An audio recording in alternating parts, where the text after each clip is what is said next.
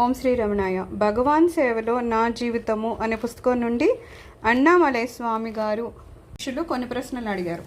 ఆ ప్రశ్నలు సమాధానాలు చూద్దాం. ఒక భక్తుడు అడుగుతున్నాడంట, వాసనలే ఆత్మానుభవానికి ప్రతిబంధకమని మీరు చెప్తూ ఉంటారు. వాసనలు అంటే ఏంటి, అవి ఏ విధంగా పనిచేస్తాయని. ఈ మనసు ఉంటుంది, రకరకాలుగా ఉంటుంది కదా.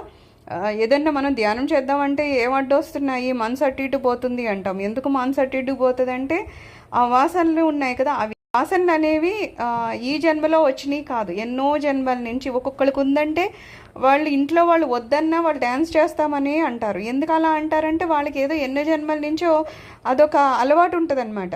వాళ్ళకి డ్యాన్స్ చేయాలనే ఇంట్రెస్ట్ ఉంటుంది, కానీ ఆ ఇంట్లో వాళ్ళు అదే ఇష్టం ఉండాలని కానీ వాళ్ళు ఎంకరేజ్ చేయాలని ఉండదు. కానీ వీళ్ళకి అది ఇష్టం కాబట్టి చేస్తారు. ఇంట్లో వాళ్ళు వద్దని చేస్తున్నారంటే ఎన్నో జన్మల నుంచి వాళ్ళకి అది అలవాటు పడిపోయింది. వాటిని ఏమంటారు, జన్మల నుంచి వచ్చే ఆ మానసిక ప్రవృత్తిని ఏమంటాం మనం, వాసనలు అంటాం అనమాట. మన ఆలోచనలు ఎప్పుడు ప్రశాంతంగా కూర్చోలేవు. మనకి ఎందుకు శాంతి దొరకదు అంటే నిజంగా చుట్టుప్రక్కల ఎవరో ఏదో హంగామా చేయక్కర్లేదు, మన మనసులోనే ఈ ఆలోచనలు ఏదో ఒకటి చెప్తూ ఉంటాయి. ఇది చెయ్యి, అది చెయ్యి, ఇది చెయ్యొద్దు, లేకపోతే ఇది చేస్తే ఏమన్నా జరిగిపోతుందేమో, చేయకపోతే ఏదన్నా నష్టమేమో అని ఏదో ఏదో ఏదో చెప్తూనే ఉంటుంది. అవి ఎప్పుడు విజృంభిస్తూ ఉంటాయి. ప్రశాంతంగా ఉండవు, మనం ప్రశాంతంగా ఉండనివ్వు.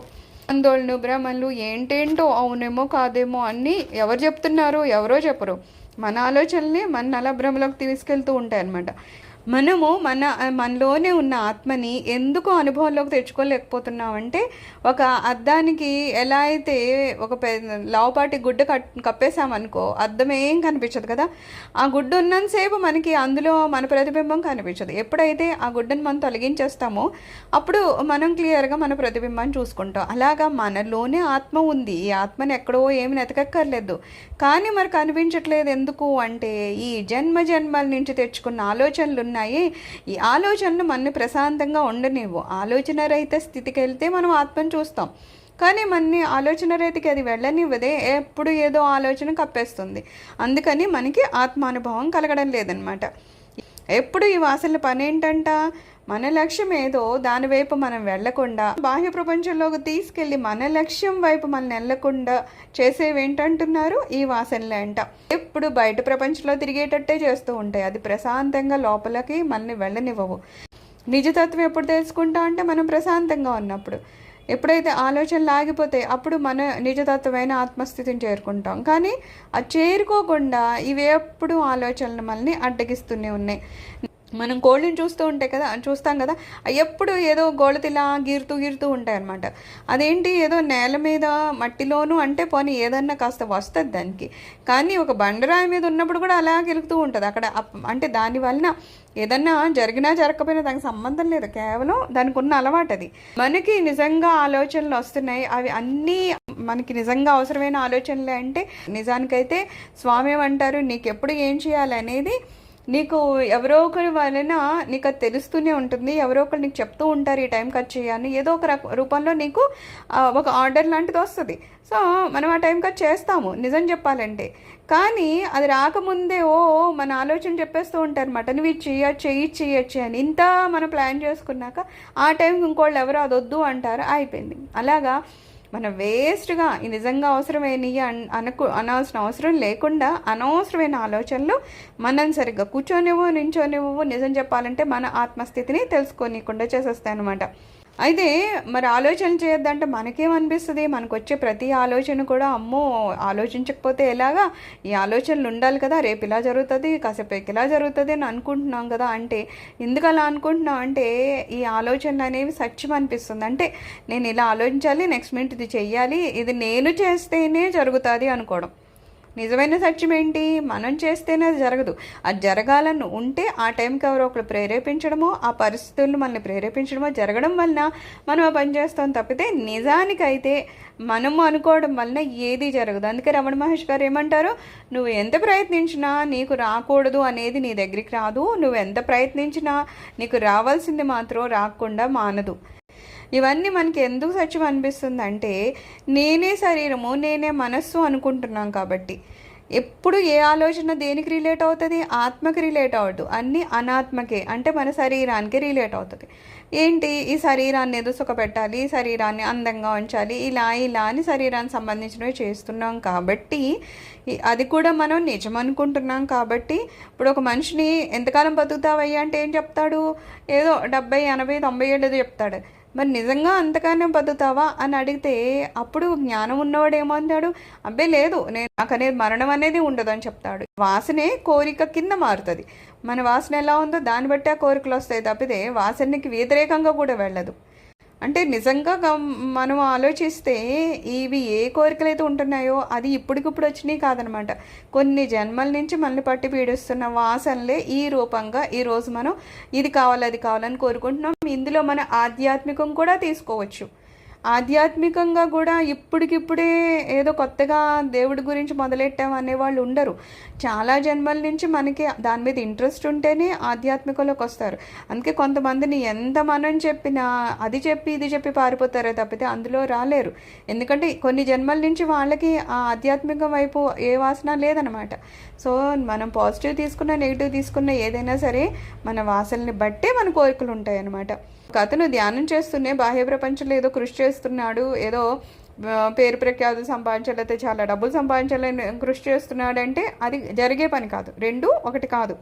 సో రెండు విభిన్నమైన వాసనల మధ్య యుద్ధం జరుగుతూ ఉంటుందన్నమాట. సో ఈ కృషి అనేది ఏంటి, అదొక వాసన, కానీ వాటిని లెక్క చేయొద్దు అంటున్నారు. మనగ్గా మనం ఉండాలంటే అంతర్ముఖం అయితే మాత్రమే మనగ్గా మనం ఉంటాం. ఈ ప్రపంచాన్ని వీడి నాలోకి నేను ప్రవేశించి నా ఆత్మస్థితిని కనుక నేను తెలుసుకుంటే అప్పుడు మాత్రమే నన్ను నేను తెలుసుకోగలుగుతాను. రెండో క్వశ్చన్ ఇంకో భక్తుడు అడుగుతున్నాడంట, భగవాన్ భోగవాసనలను బంధవాసనలను గూర్చి ప్రస్తావిస్తూ జ్ఞానికి భోగవాసనలు ఉంటాయి కానీ బంధవాసనలు ఉండవు అని చెప్పినట్లు చదివాను. వీటి భేదమేమో కొంచెం వివరించండి అన్నారు. అప్పుడు మన అన్నామని స్వామి ఏం చెప్తున్నారు, ఒక జ్ఞాని ఉన్నారంటే ఏ కారణం చేత బంధించబడరు అంట. మనం దేని చేత బంధించబడుతున్నామో మన జ్ఞానేంద్రియాలు ఉంటాయి. అది ఒకటేదో చూసి కావాలంటది, దానికి బంధం అయిపోతాం. ఏదో తింటుంది, ఇదేదో బాగుంది అంటది, మళ్ళీ దానికి మనం బంధం అయిపోతాం. మన ఇంట్లోనే ఉన్నారు, ఏదో కుటుంబ వ్యక్తులందరితోనూ ఏదో ఒక రిలేషన్ ఉంటుంది, నా కొడుకు నా కూతురు నా కోడలు ఇలా ఇలా అనుకుంటాం, వాళ్ళతో ఏదో బంధం పెడతాం. కానీ ఒక జ్ఞానం ఉన్నాడంటే ఏ రూపంలోనూ ఏ బంధాలు వాళ్ళకి ఉండవు. ఏది చూసినా ఇది నాకు కావాలి అని అసలు ఆ తలంపే వాళ్ళకి ఉండదు. ఎందుకంటే అక్కడ మనసు అనేది పూర్తిగా వాళ్ళు నాశనం చేసేసుకుని ఉంటారట. ఇది కావాలి అనే క్వశ్చన్ వాళ్ళకి అసలు ఎక్కడ ఉండనే ఉండదు. కావాలని అనుకోరు కాబట్టి ఇంకా అసలు బంధం వచ్చే ప్రసక్తే లేదనమాట. మనం కావాలనుకున్నప్పుడే కదా దాన్ని ఎలా సాధించాలని మహా కష్టాలు పడిపోతూ ఉంటాం. కానీ నిజంగా మనము అది కావాలని అనుకోకపోతే, లేకపోతే ఈ శరీరమే నేను ఈ శరీరాన్ని సుఖపెట్టాలని అనుకోకపోతే ఖచ్చితంగా నాకు ఇది కావాలనే ఒక క్వశ్చన్ మనకి రానే రాదనమాట. దేహమే నేను అనే భావం ఆయనకి లేదు. శరీరాన్ని మహాబాగా చూసుకోవాలి అనుకుని ఆయన అనుకోరు. కానీ మరి దేహాన్ని అయితే చూసుకోవాలి కదా. ఎలా అయితే మనం చెప్తాం కదా, ఒక కారు మీద ఎక్కడికో వెళ్ళాలనుకున్నాం, మరి ఆ కారు సరిగ్గా ఉందో లేదో చూసుకుంటాం. లేకపోతే ఒక 5-6 గంటలు అందులో ప్రయాణం చేయాలి, మధ్యలో ఎక్కడో పెట్రోల్ అయిపోయింది లేకపోతే మధ్యలో ఏదో ట్రబుల్ ఇచ్చిందంటే ఎలా కుదరదు కదా. ఆ చివరి వరకు మనం వెళ్ళాలి. అలాగా ఇప్పుడు మనం ఒక మోక్ష సాధన చేస్తున్నాం అంటే మనకు శరీరం ఉంది కాబట్టి చేస్తున్నాం. జ్ఞానుల దగ్గరికి వచ్చేసరికి వాళ్ళకి ఏం అర్థమవుతుంది, ఈ శరీరం నేను కాదనే విషయం అర్థమవుతుంది. అలా అని ఆ శరీరానికి ఏమీ పోషించలేదు అనుకుందాం, ఆ తిండి పెట్టడం మానేసారు, నీళ్ళు పెట్టడం మానేసారు, ఆ శరీరం 2 రోజులు ఉంటుంది, అది పాడైపోతుంది కదా. కాసింత నీళ్లు టైంకి ఇవ్వాలి, కాసింత ఆకలి తీర్చడం అవన్నీ చెయ్యాలి. కాబట్టి వాళ్ళు ఆ పనులన్నీ చేస్తూ ఉంటారనమాట.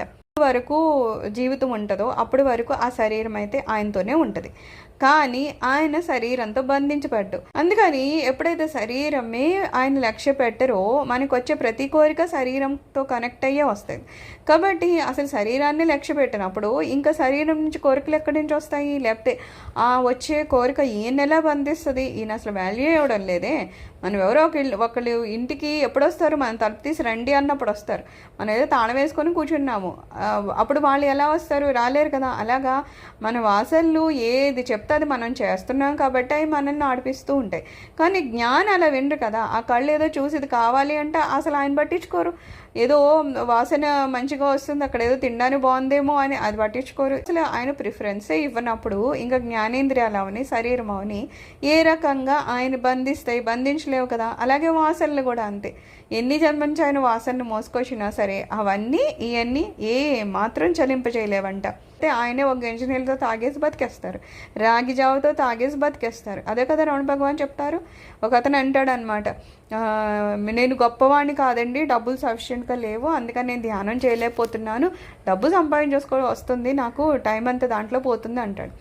అంటే రమణ భగవాన్ అంటారు, నువ్వు నిజంగా జ్ఞానమే సంపాదించాలనుకుంటే నువ్వు అంత డబ్బు సంపాదించాల్సిన అవసరం లేదు. రాగి జావ 2 పూట్ల 2 రాగి జావి తాగితే కూడా శరీరం బతుకుతుందని చెప్తారనమాట. సామాన్యంగా రోజు చేసే వాటితో ఆయన ఉన్నా సరే ఆ జ్ఞాని మాత్రము వాటికి వశం కాకుండా ఉంటారనమాట. ఏదో జ్ఞానులు అన్నంత మాత్రాన వాళ్ళకి ఏమైనా పెళ్ళి జరగదా, లేకపోతే వాళ్ళు ఏ పని చేయరా అంటే ఇప్పుడు మనం చూస్తున్నాం కదా, యోగులు కూడా రాజ్యపాలన చేస్తారు. సో రాజ్యపాలన నుండి కొంతమందికి పెళ్ళిళ్ళు చేసుకుంటారు, కొంతమంది సంసారం చేస్తూ ఉంటారు, కొంతమంది సన్యాస పూజ చేసుకుని ఎక్కడన్నా ఉంటారు.